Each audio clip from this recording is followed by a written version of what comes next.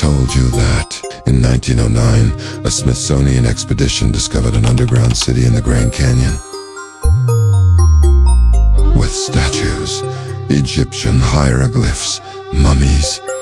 What if I told you that afterward, everything was denied and erased from the archives? Stay tuned.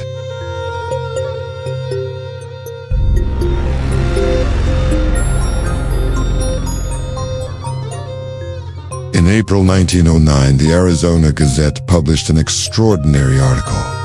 It claimed that G.E. Kincaid, under the supposed guidance of Professor S.A. Jordan from the Smithsonian, discovered an underground network of chambers beneath Marble Canyon.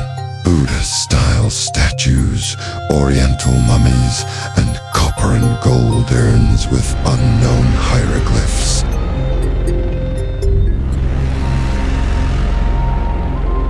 In 1909, Mr. Kincaid discovered an underground city near the Grand Canyon. It was large enough to house 50,000 people. Mummified bodies were also found, of Oriental or Egyptian origin. Numerous artifacts were uncovered, including copper utensils as hard as steel. According to the head of the expedition, Professor Jordan, it is suspected that the Smithsonian Institution in Washington tried to hide these discoveries. We wouldn't have known about their existence if not for two articles published in a local newspaper. The Arizona Gazette in April 1909 reported the discovery of a cave. It contained an underground network of tunnels above the Colorado River. Inside were various ancient objects, statues, and even mummies. It is a discovery too important for the Smithsonian to have no report on it. What happened? To find out, we will explore the content of the article that made the news public. The article was anonymous, but named the protagonists of the story: Professor Jordan, the Smithsonian Institution, and Mr. Kincaid, who reported his findings. But this story is full of mysteries. The Smithsonian stated in a 2000 survey the following: the Smithsonian Institution has received many questions regarding an article dated April 5, 1909, in the Phoenix Gazette about Mr. Kincaid and his discovery of a vast underground city in the Grand Canyon, carved by an ancient race of Oriental, possibly Egyptian origin. The Department of Anthropology at the Smithsonian searched its archives. They found no mention of a Professor Jordan, Kincaid, or a lost Egyptian civilization in Arizona. However, the story keeps reappearing in books and articles. Some even refer to the Phoenix Gazette instead of the correct Arizona Gazette. This could be a simple mistake or a deliberate attempt to mislead anyone seeking information, because no one will find it in a newspaper that doesn't exist. Therefore, according to the institution, there is no Professor Jordan, nor is there a Kincaid. However, on March 12, 1909, the first article was published. It said that Kincaid left Green River in October with a small rowboat. The newspaper mentioned he was searching for minerals. He was navigating the Colorado River when he noticed water markings from when the river used to be higher. At that height, he saw a cave and decided to explore it.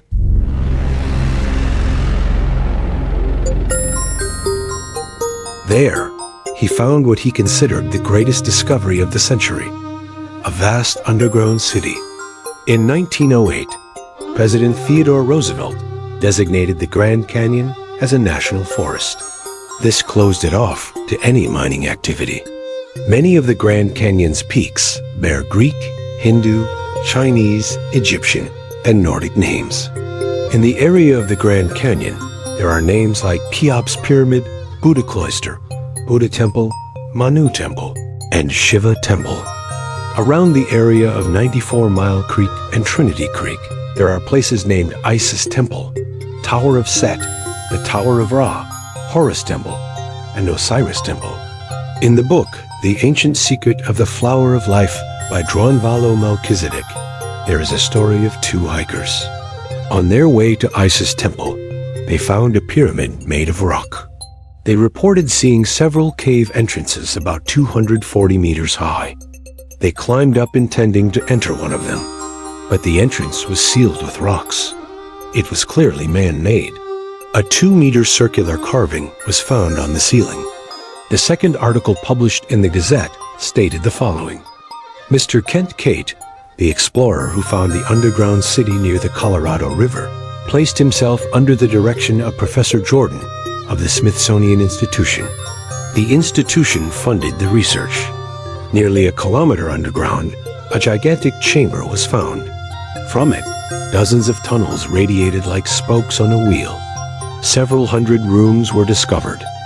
Many unknown objects were found, unfamiliar to the local native tribes. It was believed they originated in the East.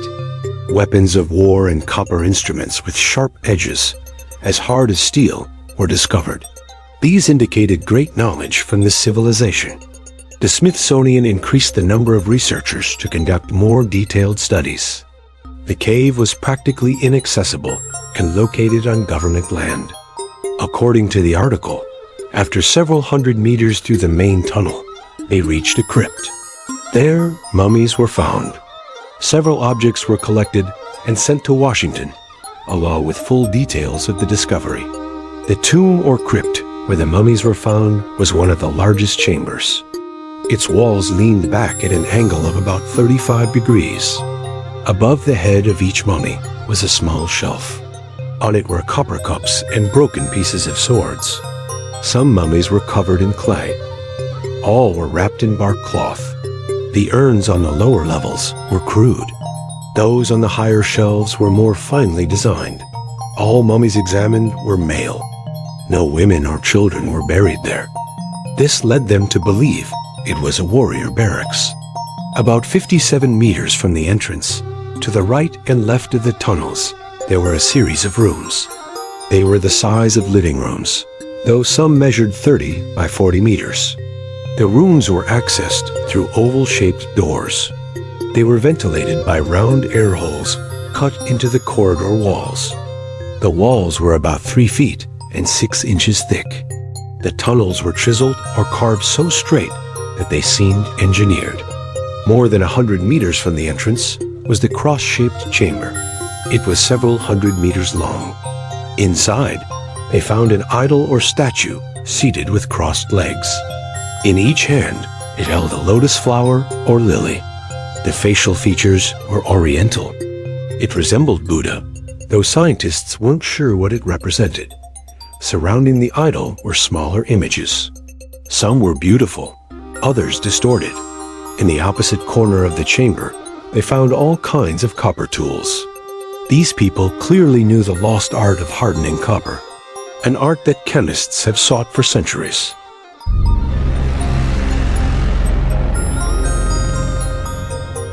In 2000, a representative for the Smithsonian Institution responded to these inquiries in an email exchange. They affirmed their position that the story was, in fact, a hoax. The Smithsonian's Department of Anthropology has searched its files. No mention of a Professor Jordan, Kincaid, or a lost Egyptian civilization in Arizona. Nevertheless, the story continues to be repeated in books and articles. In 2009, The Old Pioneer, the Grand Canyon Historical Society's magazine, published an investigative article. Author Dan Lago reviewed over a dozen newspapers from 1909. Most ignored the Gazette story entirely. Only one paper reprinted it without comment. That paper was the Coconino Sun, based in Flagstaff, Arizona. On April 16th, it published a brief headline, "Looks like a Mulhattan story." This suggested a likely culprit behind the hoax, Joe Mulhattan. Mulhattan was a traveling salesman active in the 1870s and 1880s. He was infamous for tricking newspapers nationwide into publishing fake articles. The New York Times wrote in 1891, "Joe Mulhattan is known in every city in the United States. He has probably caused more trouble in newspaper offices than any other man in the country. His wild stories, written in the most plausible style, have more than once caused special correspondents to hurry coast to coast, all to investigate events that only existed in his imagination." Further research confirms Mulhattan's role as America's most prolific hoaxer of his day. His cave hoaxes featured Egyptian-style mummies, secret passages, and underground idols. He invented the famous Grand Crystal Cave in Kentucky, complete with navigable rivers, diamond beds, and stone sarcophagi echoing the Arizona Gazette's 1909 tale. Experts cite the uncanny similarities: tiered chambers, copper artifacts, hieroglyphs, and forbidden depths. These are hallmarks of Manhattan style, not authentic archaeology. Even the Gazette had a tabloid sensibility. Around April 1909, their headlines included murders, suicides, insane people, and freak accidents from around the world.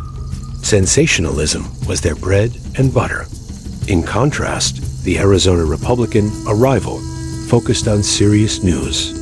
Decades later, skeptics pieced it all together.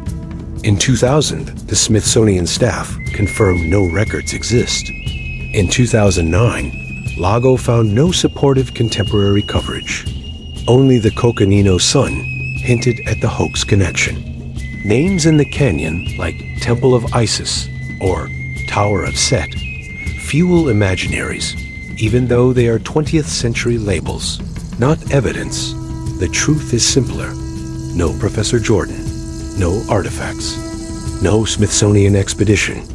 Just a sensational story likely spun by a clever hoaxer Joe Manhattan, and a small local paper eager for readership.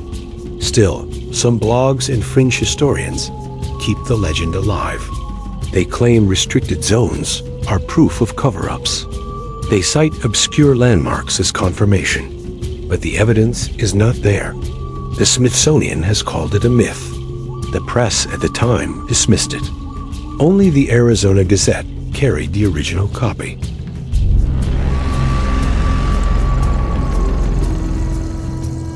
In 2000, the Smithsonian denied any affiliation with a Professor Jordan or Kincaid. Yet years later, they published a mention of a Professor Jordan on their official website. This creates a puzzling contradiction. One obvious real-world figure matches part of the Gazette story. David Starr Jordan was a real naturalist. He was affiliated with the Smithsonian for around 30 years. In 1909, he served as president of Stanford University. He was well known across America for his educational leadership and anti-war activism. Grand Canyon Historical Society, Jordan's long tenure at the Smithsonian, mirrored the duration listed in the Gazette for Kincaid's affiliation.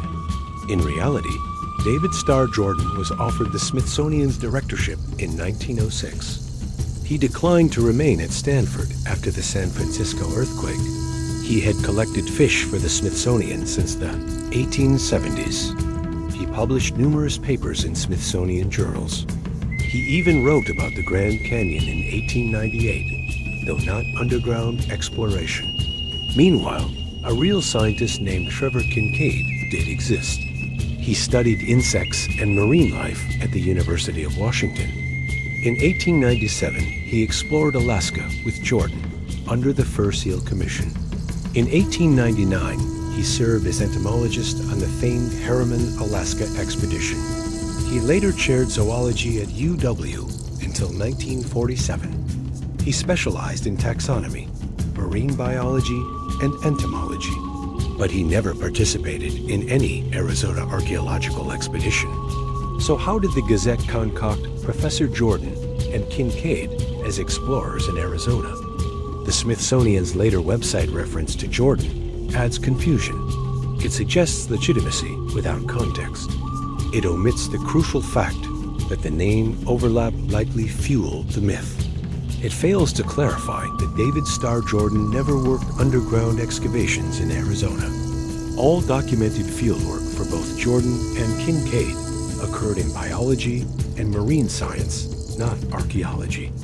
Jordan explored rivers and cataloged fish. Kincaid collected insects in Alaska. No tunnel maps, no copper urns, no lost Egyptian civilization. In sum, the Gazette story blurred coincidence into supposed fact. It fused a respected naturalist and a famous entomologist into characters in a sensational hoax. The Smithsonian denies records. The press at the time ignored it. Just because Jordan and Kincaid existed doesn't mean they explored a cave in Arizona. Extraordinary stories require extraordinary documentation. None exists here, only names and myths, and a reminder to distinguish between coincidence and credibility.